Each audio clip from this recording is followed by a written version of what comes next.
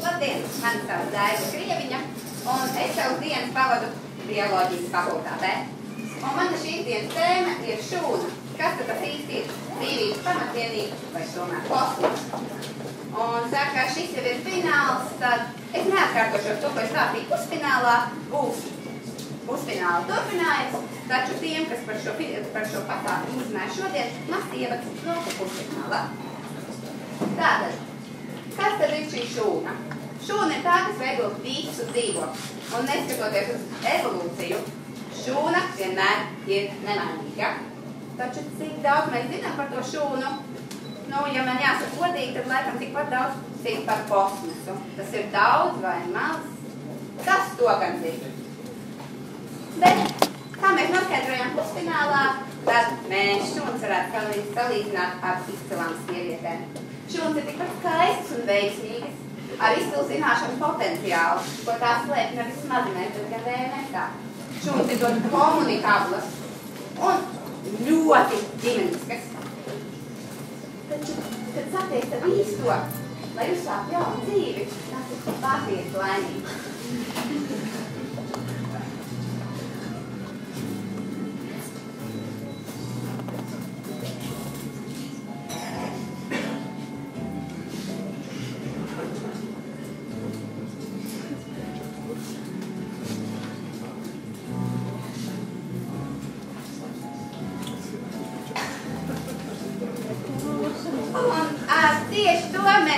Pusfinālu. Un tad, protams, rodas jautājums, vai tas ir viss? Nu, protams, ka nē. Kas tad notiek tālāk? Šūna sāk savu jaunuma dzīvi. Tā aug un mācās. Tā dalās un specializējās. Nu, tāpat kā visi mēs studenti un pārējie. Un kādēļ viņi to dara? Tikai tādēļ, lai veidot šīs burvīgās būtnes kā mēs. Tik daudz un dažādas. Protams, mūsu pūkainos un netik pūkainos draugus, kā, protams, arī visu skaisto dabu, kas ir mums apkārt. Tātad, tā šūna dod par dzīvības pamatvienību, bet jautājums ir kā? Runāt jau mēs varam viegli, viena maza šūniņa, šis lielais organisms, bet kā tad tas patiesībā notiek? Nu, vismaz tik man skolā mācīja, tad viss dzīvēs balstās uz enerģiju, un gribas vai ne, tā mums ir vajadzīga. Līdz ar to, tāpēc arī savā darba pētījumā man galvenais pētījums ir enerģija. Un kā šūna saražo enerģiju? Protams, lai to pēc tam izmantot cilvēku labāk. Kad mums vajag enerģiju, mēs vienkārši pamielojam savus garšas kāpiņus ar kaut ko garšīgu. Vai šūna arī vēlas kūku? Nu, varētu jau mēs viņai piedāvāt, bet ar mazām šūkām, mazām kūkām nav ko iesākt. Un padomājiet, 20-30 mikrometrus liela šūna, ko viņi darīt par lielo kūku. Tāpēc nav izdevīgi. Šūnas ar kūkām barot mēs nevaram. Taču šūnām garšo kaut kas garšīgs. Un viņas ir daudz izvēlīgāks. Viņas dzer tīru cukura nektāru. Un tur, nu, mums jāsadala šūnas divās daļās. Čaklās šūnas un sliekās šūnas. Tātad, lūk, tās šūnas, kas pašas ražo šo garšīgo cukuru nektāru, un tās, kas vienkārši patērē. Divreiz jau nav jāmin, kuriem pieder sliekās šūnas. Protams, kā mums cilvēkiem. Kaut gan īpaši lepoties mēs nevaram, jo visiem dzīvniekiem ir sliekās šūnas, kuras patērē gatavu cukuru. Protams, šūnas centrā ir kodols, bet, nu, jāsaka godīgi, kodolam ir tāda pati loma kā prezidentam parlamentārā valstī. Tituls tā ir, bet teikšana paši saprotat. Nu, tad galvenie darba darītāji ir mitohondriji. Es viņu gribētu teikt, ka slinkā darba darītāji. Nav jau tik slinki. Enerģija kaut kur fonā jau viņi ražo. Taču dzer saldo cukura nektāru, tad visi trauki ir tukši. Un vai viņiem interesē, kā to cukuru saražot? Nu, protams, ka ne. Dzer līdz pēdējiem pilienam. Lai mēs kaut kur jau šis cukuru nektārs ir jāņem. Tāpēc mums ir jādodās ciemos pie augu šūnām, lai jeb čaklajām šūnām, kas strādā dienu un nakti, lai ražotu cukuru nektāru.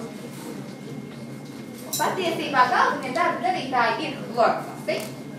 vienā šūnā vidēji ap 50-100 kloroplastiem. Vienkāršāk sakot, īstas ražošanas fabrikas. Piedāvām ar 2 sektoriem. Pirmo sektoru sauc par tilkuīdu sistēmu, kas nodarbojas ar gaismas saistīšanu un pārveidi. Godīgi jāsaka, īsti priekšzīmīgi loģistikas speciālisti. Spēja saistīt enerģiju, pārveidot, transportēt, komplektēt, izdara pilnīgi visu. Darbs noslogošs, bet strādā 12 stundas dienā, kamēr gaismas spīd. Tad sāk stundas, tad ir gulēt. Un ir otrais sektors, ko sauc par stromas sistēmu. Jāsaka, ka šī sistēma strādā 24 stundas. Viņiem vienalga diena vai nakts, gaisma vai tumsa, saule vai ēna, mēs strādājam. Un jāsaka, šī ir galvenā šī ceha komplekss, jo tie ir tā vieta, kur ražo tieši šo cukura nektāru. Protams, kā jau visās fabrikās, paši var izmantot, viņi patērē šo savu produktu, bet būtībā lielu daļu atdod šiem slinkajiem, šiem mitohondrijiem. Jāsaka, gan savas šūnas mitohondrijiem, gan arī mūsu šūnas mitohondrijiem, jo visi kādreiz mūžā ir baudījuši kādu saldu augli vai kādu saldu dārzeni.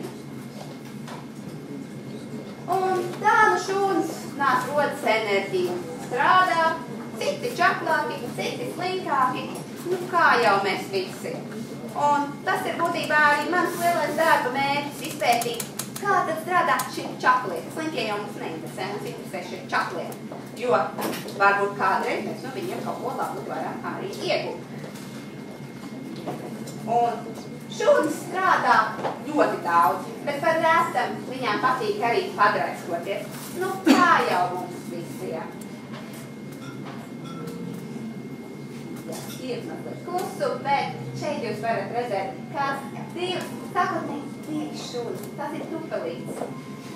Pēc savas dabas diezgan nežēlīgs, plēsējs skaitās, bet cik laiks un mīlīgs. Ir jāpačuks, ka tas ir īsti mirklis pirms nāves, jo tur no abām pusēm nāk gaisa burbuļi. Drīz viņi nāk, dzīve beigsies. To jau nezinu.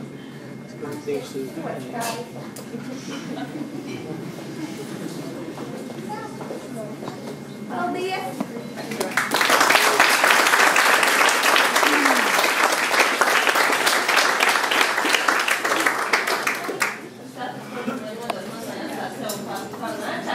Bet, ir laiks jautājumiem, un kurš tas būs tas pirmais, kurš uzdos jautājumus? Jā, tā. Man liekas ļoti interesants, teiksim, ieskats par to, kas ir šūna. Varbūt jūs vairāk pateikt, ko jūs savā maģistra darbā pētījāt. Es saprotu, dzīve ir, teiksim, tās aktīvās, neaktīvās, bet kas ir tas jūs pētījumi, teiksim, tas problemātikas? Galvenais objekts ir chloroplasts, un tas, kā chloroplasts sintezē enerģiju. Jo to, ka chloroplasts sintezē tā kā enerģiju un pēc tam veido cukurs, to zina visi. Bet mans darba mērķis ir tieši noskaidrot, vai šos chloroplasts mēs varam izņemt ārā no šūnas, tad mazliet pārveidot sev vēlamā virzienā. Piemēram, tā, lai šie chloroplasts spētu ražot kādu noderīgu proteīnu biomedicīnā. Tas, kas visvairāk ir pētīts, tas ir tieši insulīna sintēze.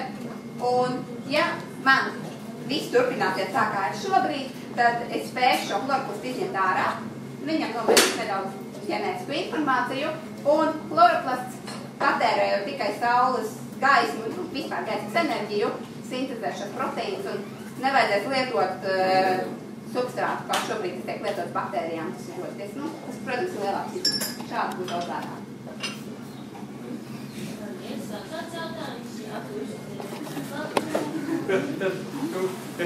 Tas mērķis, jā, chloroplasts sintezē cukuru.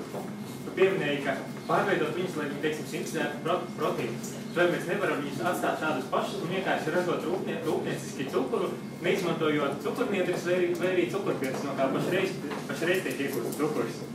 Cukuru jau mēs varam ražot, bet mēs nevaram ražot insulīnu. Teorētiski mēs varam arī no šūnām ražot insulīnu, bet tas ir tie pētījumi, kad, ja mēs mēģinām tieši transformēt, jau pārmainīt šīs šūnas, tad pirmām kārtām šūnas spēj dalīties, un tas ir vidē bīstami, ja mēs runājam par ģenētisku piesārņojumu. Otrām kārtām ļoti grūti ir transformēt šūnas, jo viņām, kā zināms, ir šūnas sieniņi, kas nelaiž cauri šīs svešās nukleinas kāpes, tāpēc tas ir daudzkārt grūtāk, šādi ir daudzkārt vieglāk. Man jautājums tāds, jūs runājat par šīm šūnām, kurām tur kaut ko drusku pamaina. Es tādu priekšā, ka šūnas ir kaut kas tik maziņš, ka vispār pat grūti iedomāties, kā tik mazai lietai kaut ko var paņemt ārā, pamainīt. Kāds ir tās metodas, kā jūs to darat? Vienkārši es tādu interesi zitkārību. Nu tā, vienkārši varam iedomāties ar visu hausulu, būtībā ar vienu šūnu, tad tas tā. Bet ja mēs strādājam ar mazajām šūnām, tad ir mikroskopi. Un tas jau būtībā ir mans dienišķais darbs, ko es strādāju ar mikroskopiem, kur šādi viena maza šūna tiešām pārvēršās par milzīgu kosmosu un ir dažādi šūnu manipulātori, ja ierīces, kur, ja rokas nedrīkst, tad zem mikroskopu, kur izdarīt ļoti daudz. Šūnām kodols nomainīt vēsā mierā, tā ir komerciāli. Vai ir vēl kāds jautājums?